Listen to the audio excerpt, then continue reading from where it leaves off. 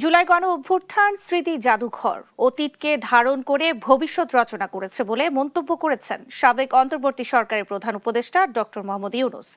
জাদুঘর উদ্বোধন অনুষ্ঠানে তিনি বলেন, জাতি কখনো পথ হারিয়ে ফেললে এখান থেকে ফের পথ খুঁজে নেবে, আর নতুন প্রজন্মের আকাঙ্ক্ষাকে ধারণ করে প্রধানমন্ত্রী তারেক রহমানের নেতৃত্বে নতুন রেনেসা জাগরুক থাকবে বলে মন্তব্য করেন সংস্কৃতি মন্ত্রী নিতাই রায়চৌধুরী।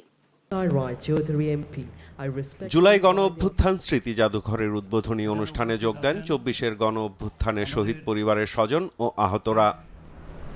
আন্দোলনে স্বজনহারাদের স্মৃতিচারণে ভারী হয়ে ওঠে অনুষ্ঠানস্থল। গণহত্যায় জড়িতদের বিচার নিশ্চিতের দাবি জানান শহীদ স্বজন ও জুলাই যোদ্ধারা।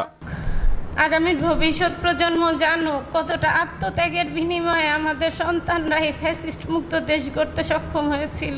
বিচার যেন হয়, সেই ফ্যাসিস্ট যেন আর কোনোভাবে এই দেশে ব্যাক না করে।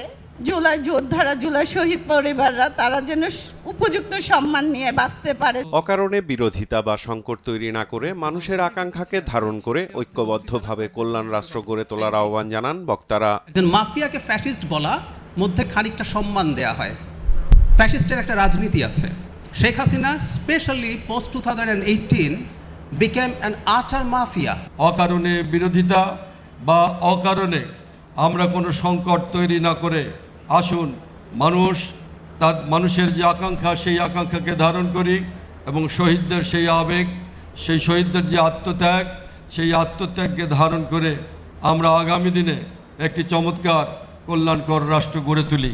সংস্কৃতি মন্ত্রী বলেন, গণতন্ত্রের নামে শাসক গোষ্ঠী রাষ্ট্রের প্রতিটি প্রতিষ্ঠানকে ধ্বংস করে কিভাবে জনগণের ওপর নির্মম নির্যাতন চালাতে পারে তার নিদর্শন জুলাই স্মৃতি জাদুঘর। সেই গণঅভ্যুত্থানের স্মৃতিকে অম্লান করে রাখার জন্যে, চিরদিন মানুষের মনে সেটাকে ধরে রাখার জন্যে আমরা এই স্মৃতি জাদুঘরের তৈরি করেছি।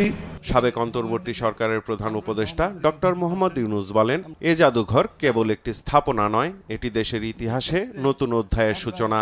অতীত এবং ভবিষ্যৎ এই দুটোর মাঝামাঝিতে এই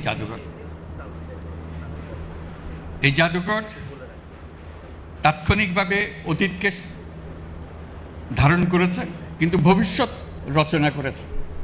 আমরা পথ হারিয়ে ফেললে এখানে এসে পথ খুঁজে নেব।